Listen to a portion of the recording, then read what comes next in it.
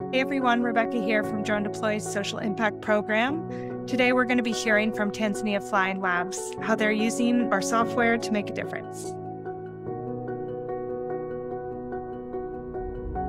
My name is Leka Tingitana.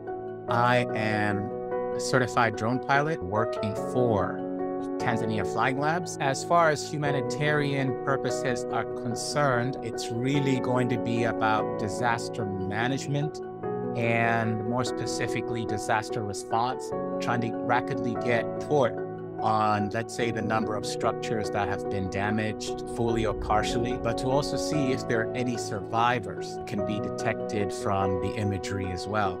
And in order to get that data analyzed as quickly as possible, really use DroneDeploy, starting with the live mapping feature, and then followed by rapid processing in the cloud to get an actionable report that can be put in front of a decision maker and to do the needful.